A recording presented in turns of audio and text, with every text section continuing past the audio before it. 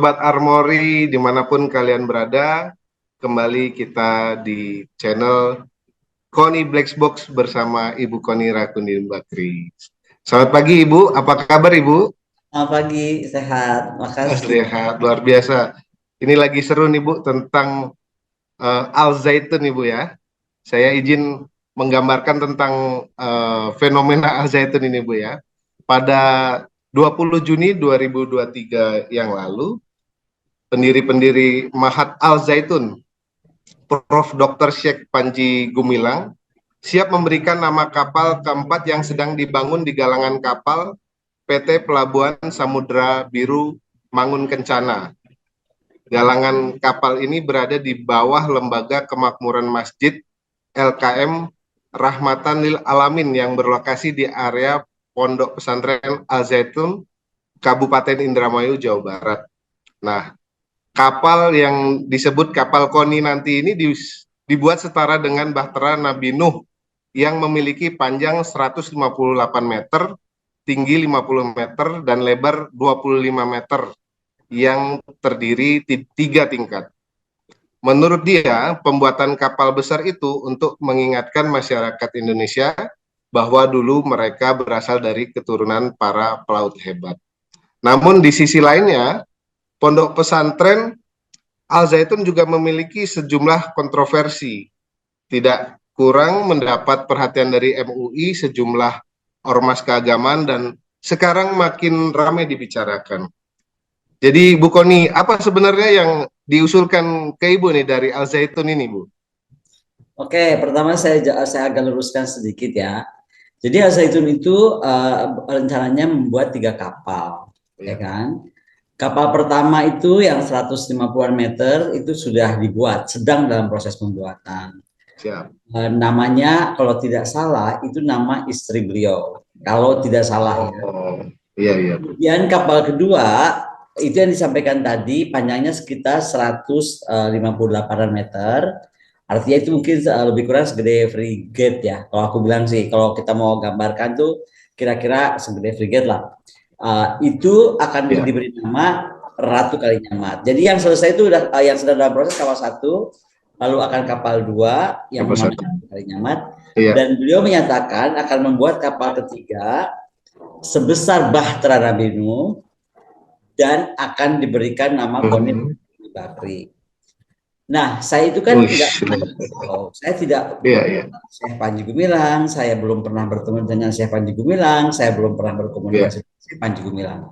iya. Waktu saya ditelepon banyak wartawan terkait itu, kemudian saya membuka surat terbuka.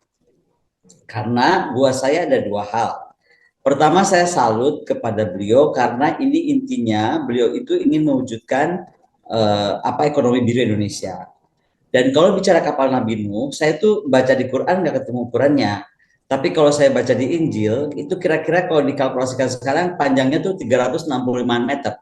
Jadi kira-kira Oke. sebesar kapal Iya, induk lah. iya, Kalau iya. kita bicara segitu ya, kalau kapal sepanjang itu. Nah, Iya. jadi saya langsung membuat surat terbuka, bilang terima kasih, sangat menghargai prinsip beliau itu. Jadi itu yang terjadi dan kemudian akhirnya karena surat terbuka saya, sekretaris beliau sudah menghubungi saya dan Syekh Panji Gumilang juga sedang menunggu kedatangan saya ke Al Zaitun. Tapi kebetulan saya belum bisa datang karena saya tuh jadwalnya, aduh penuh sekali gitu. Tapi yang penting komunikasi sudah terbuka dan surat resmi juga tentang itu sudah disampaikan kepada saya gitu. Intinya saya cuma menyampaikan bahwa banyak nama besar yang bisa kita angkat. Misalnya saja dari era abad keempat ada Sultanah Aceh namanya Putri Mayang Seludong, karena dialah yang melahirkan kerajaan-kerajaan Aceh termasuk Perlak, itu kerajaan maritim. Lalu ada Admiral atau Laksamana Maharani, bukan Malahayati ya, saya garis bawahi lagi. Maharani, ini beda zaman, beda waktu, beda nama. Karena saya tiba-tiba dimarahin orang, salah nama tuh Bu. Enggak, memang ada namanya Laksamana Maharani yang dalam usia 21 tahun telah menjadi panglima perang lautnya Sultan, saya lupa namanya ya, Sultan Aceh pada abad 11 itu. Kemudian sebenarnya apa signifikansi dari pembuatan kapal seukuran Bahtera Nabi Nuh ini atas nama Ibu ini? Menurut saya sih Al Zaitun itu yang paling penting, kita harus apresiasi ya. Dia itu Oke. bertekad mewujudkan apa yang dinyatakan Presiden Jokowi dari 2014. mewujudkan negara poros maritim dunia. Dan beliau mewujudkannya dalam aspek ekonomi. Kita tahulah kalau kita baca Al-Zaitun, Al-Zaitun ini kan juga sebuah pesantren yang kalau saya baca ya, sekali lagi saya belum pernah ke sana, belum pernah bertemu dengan pemimpin dan apapun pengurusnya. Al-Zaitun ini adalah sebuah pesantren yang juga mandiri, jadi dia tuh bisnisnya juga sangat kuat. Jadi bisa Anda bayangkan, sekarang dia sudah bisa bikin kapal sepanjang 158 meter katanya ya, galangannya. Iya. Artinya itu lebih besar dari KRI Bung Karno yang kemarin kita launching, itu Corvette. Oke. Corvette kita itu 72 meter, galangannya di Lampung. Nah, jadi kan artinya 2 kali kemampuan Corvette-nya Bung Karno gitu kan.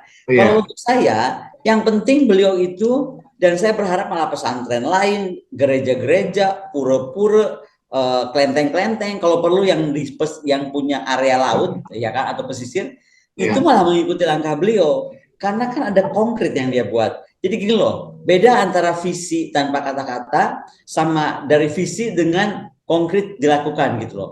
Jadi menurut saya beliau itu ingin mewujudkan kembali ekonomi biru, kejayaan maritim Nusantara kita.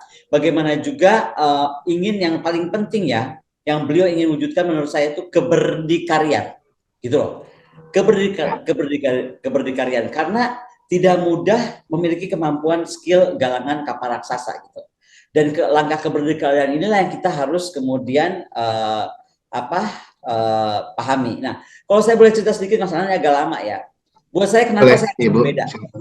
Untuk saya urusan Al-Zaitun itu misalnya alirannya sesat, misalnya alirannya tidak normal, misalnya tidak Islam yang betul, atau apa saya nggak tahu lah yang dicap-cap macam-macam itu. Buat saya itu simpel urusannya. Negara ini punya BIN, which is very powerful. Negara ini punya BAIS yang juga very powerful. Kalau untuk itu istilahkan intelijen yang jalan, oke? Yang ketiga, kalau terkait aliran sesat, kita punya Kementerian Agama yang harus juga tegas kalau memang itu sesat dan tegas juga kalau itu tidak sesat gitu. Jadi masyarakat itu jangan diombang-ambingkan terus, dan ini kan udah bertahun-tahun nih isu ini, oke?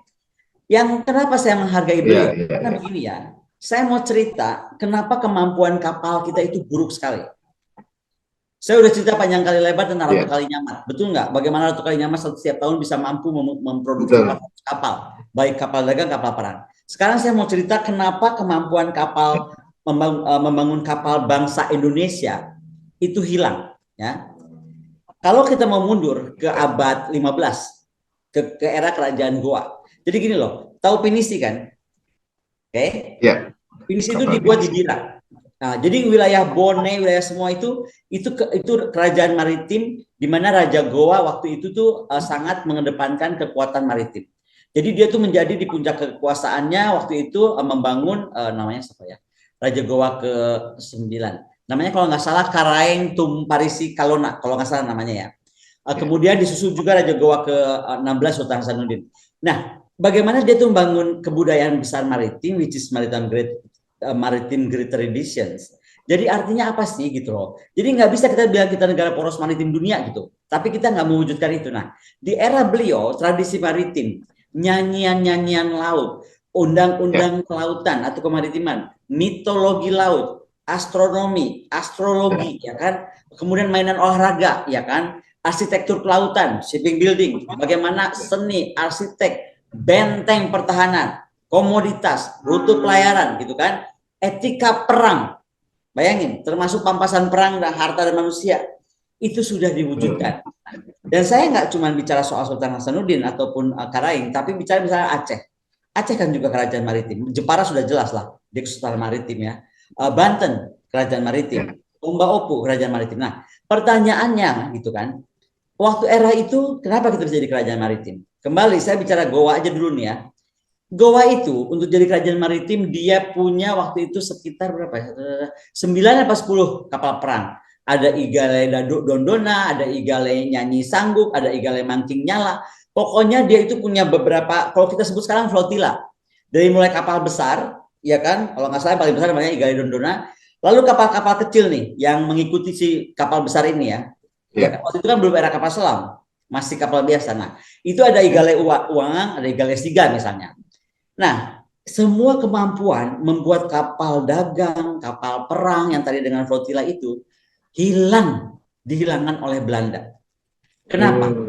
VOC itu kemudian melakukan kerajaan Goa, menutup semua rantai perdagangan asing di Sombaopu, karena kan dia mau kontrol akhirnya. Si rempah-rempah ini kan ada Portugis, ada Spanyol kan, ingat? Nah, Betul. kemudian Belanda masuk. Maka kemudian kemaritiman yang menjadi tanggung jawab atau penyangga perekonomian itu dimatikan aktivitasnya oleh VOC. Jadi benar-benar VOC itu jahat sekali sebenarnya karena dia itu merubah persepsi kita gitu dari negara atau nenek moyang digdaya di laut, ya kan? Ya. Kemudian menjadi di darat. Pada saat apa? Perang Makassar. Perang Makassar itu tahun 1667 dihentikan dengan perjanjian Bungaya. Oke. Saya harus cerita sejarah ini biar paham kenapa kita harus dukung orang kayak Syekh Panji Gumilang gitu loh, yang pengen bikin kapal. Sekali Ya, lagi ya. tentang bikin kapalnya, saya nggak Ya, peduli tentang tentang bikin ajarannya, kapal. karena saya juga Islam saya nggak bagus-bagus amat, nggak berani lah Siap, gua cukup. apa mengkritik Syekh. Tapi begini, saya mau cerita ya, Ya, perjanjian Bunganya itu bawa apa?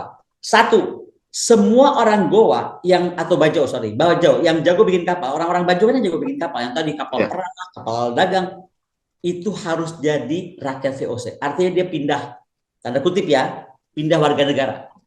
Oke. Kemudian Raja Gowa disuruh memberhentikan rakyatnya untuk pindah dari pesisir ke pedalaman. Nah, coba dari orientasi negara maritim atau kesultanan maritim, dia harus mundur 10 mil jadi kerajaan daratan. Rakyat Goa itu boleh berlayar dengan izin VOC. Pernah aja nggak VOC itu? Laut-laut ya, kita gitu kan. Jadi rakyat itu dibatasi bergeraknya. Oke. Yang kemudian lagi tonase kapal ini yang paling penting. Dari tonase kapal yang bisa puluhan hampir ratusan ton, ya kan? Itu harus ya. dibatasi ke kemudian 30 dan 10 ton. Makanya kita tuh nggak punya kekuatan maritim lagi, tapi maritim besar, tapi hanya punya kekuatan pesisir. Beda dong. Pesisir itu cuma Betul. bisa 3 mil laut lah, kira-kira gitu deh. Kalau mau Ya, digambarkan, ya. ya kan? Bangsanya ke-12, apalagi ke 200 mil laut, apalagi melampaui 200 mil laut, itu dihilangkan di benak semua rakyat Indonesia di sejak era kerajaan maritim kita, terutama era Goa. Nah, artinya pupuslah kejayaan maritim kita itu, ya kan? Ada 3 hal terjadi. Kita tuh akhirnya jadi menerima kekalahan dan keruntuhan kejayaan maritim dengan menerima aturan VOC. Even though kita sudah merdeka dari Belanda, itu telah mengakar di benak kita, karena jangan salah, kita tuh punya budaya tutur, bukan budaya tulis, ya kan? Jadi kemampuan itu tuh hilang dengan orang yang bertutur pun hilang gitu. Lalu kita kemampuan orang-orang itu diaspora. Makanya kemudian ada yang ditampung di mana bisa. Tapi sekali lagi ya, jadi kecil kan kemampuannya. Karena bisa saja saya ahli bikin kapal 100 ton. Tapi saya pindah ke daerah yang kemampuan galangannya nggak bisa 100 ton. Ya tetap aja keahlian saya kan nggak bisa berkembang. Nah, ada juga ya kan yang bersembunyi. Nah, tapi sewaktu-waktu muncul sebagai gerakan sosial. Menurut saya inilah Al Zaitun. Ini sebuah Ya, gerakan maritim yang tersembunyi gitu kan, tapi kemudian disadari harus dimunculkan meskipun dalam skala kecil. Saya bilang skala kecil kenapa? Dia bikin galangan sendiri, nggak minta uang BUMN, nggak ya, ya. korupsi uang dana apa itu dananya 8 PBNU. triliun gitu. Ya, Tapi dia ingin menghancurkan kembali menghidupkan kembali kejayaan maritim yang dihancurkan. Jadi kalau saya tolong dicatat baik-baik ya. Saya itu baik. membela apa yang saya harus anggap saya bela gitu loh. Tapi yang Ya, di bukan bidang saya, toh ada Bin Bais dan Menak, suruh aja itu diurusin. betul, betul. Saya lagi ngomong soal kapal gitu, bukan soal apapun. Dan saya lagi bicara soal kembalinya kita menjadi kejaya dalam kemampuan membuat kapal dan mendirikan ekonomi biru dalam perbuatan, bukan dalam kata-kata. Baik, baik. Luar biasa, Ibu. Sudah lengkap sekali nih yang Ibu jelaskan ya. Baik bagaimana tadi terkait undangan penamaan kapal ini, bagaimana sikap Ibu, kemudian bagaimana kontroversi Al Zaitun. Jadi ya mungkin terakhir Bu ya. Jadi apa yang Ibu harapkan dari negara nih untuk Al Zaitun? Sebelum apa yang saya harapkan dari negara begini deh, sebenarnya signifikasinya kan Ya, apa? Pertama, ini baik. mewujudkan visi poros maritim dunia Pak Jokowi. Jadi Ya, kita itu kembali berdikari, berdiri, ini kata kuncinya, berdikari. Kenapa? Kalau kemampuan galangan kapal raksasa ini terbentuk, ya kan? Maka itu gampang banget dibalik menjadi reserve engineering menjadi kapal militer. atau kapal Ya, perang angkatan laut. Jadi menurut betul. saya itunya dulu gitu loh. Kemudian apa misalnya komentar saya tentang saya diberi nama kapal itu. Pertama saya pasti berterima kasih lah. Kita orang Ya, beradab, orang yang betul. tahu tata krama, diberi kehormatan pasti tahu berterima kasih. Terus Ya, kemudian saya memberi apresiasi atas langkah keberdikarian yang ya, datang dari keinginan membangun galangan kapal tersendiri itu. Lalu saya bilang sama sekretaris beliau, buat saya itu seeing is believing, gitu loh. ya, Jadi ya. kalau saya nggak lihat saya nggak percaya. Nah makanya lagi di agendakan saya ke sana. Oke. Tiba-tiba ada berita saya baca Oh, galangan kapal itu disegel oleh hmm, setempat. iya, iya, iya, Pertanyaannya iya. kan saya langsung baca kenapa disegel? Dia Hmm, tidak punya izin. Nah, ini saya mau menjawab pertanyaan Panang tadi. iya, Kalau ini kembali tentang masalah tidak ada izin, iya, tugas siapapun juga itu, bupati lah, iya. gubernur, siapapun kementerian lembaga terkait, termasuk Pak Luhut Panjaitan, Opung Naburjo kita itu, ya kan? Ya dimudahkan aja izinnya, ya Iya, kan? betul. Dibantu aja izinnya apa sih gitu loh. Yang penting sekarang cita-cita Al Zaitun di mata saya mau Hmm, membangun ekonomi maritim biru, ya kan? Yang hmm, kemudian kalau kapal itu beneran dia bisa buat sampai sebegitu besar, maka hmm. kita sudah gampang mengalih teknologikan itu ke kapal militer. Kan Iya, dua hal aja terjadi kalau teknologi itu hal lahir. Apakah dia dari militer dikesipilkan? Contohnya Hammer, ya kan? hmm, Hammer iya, itu kan sebenarnya kan apa sih kendaraan tempur, kendaraan betul. marinir, kendaraan tentara, ya kan? Iya, iya. Tetapi kemudian disipilkan, jadi gaya lah kita gitu kan.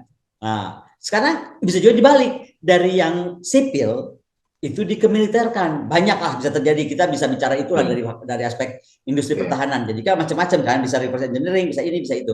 Nah, jadi iya, buat saya yang dilakukan Zaitun itu bukan cuma cita-cita, bukan cuma visi, itu betul. kita buat. Dan itu kita harus apresiasi kepada Syekh Panji Gumilang, kepada seluruh pengurus Zaitun. Maka sekarang saya minta dengan hormat, kabupaten kah, Pemda kah, Pemprov kah, Iya, ataupun siapapun, tolonglah kita ini bicara tentang kemerdekaan maritim. Kita itu harus mendukung nawacitanya Presiden Jokowi yang katanya kita harus dua samudra. Dua samudra itu nggak mungkin pakai kapal kecil.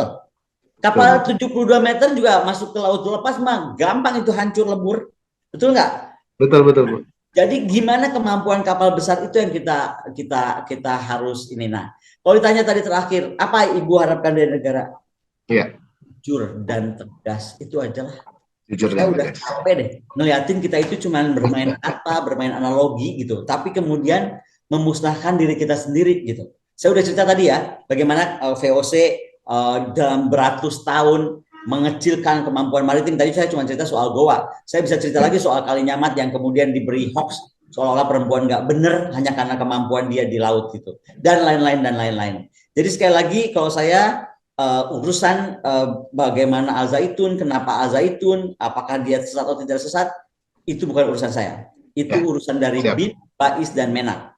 Baik. Tetapi urusan bahwa beliau ingin mengizinkan kapal, ya kan? Dan satu ya saya catat ya, saya nggak minta nama saya ditaruh. Saya bilang Ya, banyak nama bisa ditaruh di situ, orang-orang terhebat kita, ya kan? Maharani-maharani kita, ya, laksamana-laksamana laut kita, pahlawan kita, gitu. Ya kan? Silahkan gitu. Buat saya bukan nama saya. Ini juga jangan disalah mengerti, tapi siap. kemampuan, kejayaan, kemampuan membuat kapal sebesar itu tuh nggak mudah. Dan inilah semangat yang dihidupkan oleh Syekh Panji Gumilang, dan saya hormat kepada beliau, dan saya berharap para pendeta, para pemangku apa namanya pedande, para ratu-ratu apa di pura dimanapun gitu kan, kelenteng-kelenteng sekalipun, tolonglah mulai kembali ke laut, mulailah dari dua kapal yang 30 ton, 50 ton, 100 ton, sekian ratus ton, Hmm, kita dukung ekonomi biru Presiden Jokowi, dan juga kita dukung negara poros maritim dunia yang harus berkekuatan militer kuat. siap. Luar biasa, Ibu. Terima kasih banyak buat penjelasan Ibu terkait kontroversi Al Zaitun dan penamaan nama kapal ini atas nama Ibu. Ya, kita Sobat Armori, bagi Sobat Armori, bagaimana kelanjutan penamaan kapal Al Zaitun dan bagaimana ketegasan pemerintah terhadap kontroversi ini dan bagaimana juga Al Zaitun mewujudkan visinya untuk membangkitkan ekonomi kemaritiman. kita saksikan terus di dalam Konis Black Box selanjutnya bersama Armory Ribbon. Sampai jumpa di edisi selanjutnya. Terima kasih Bu Koni. Terima kasih. Terima kasih Bu.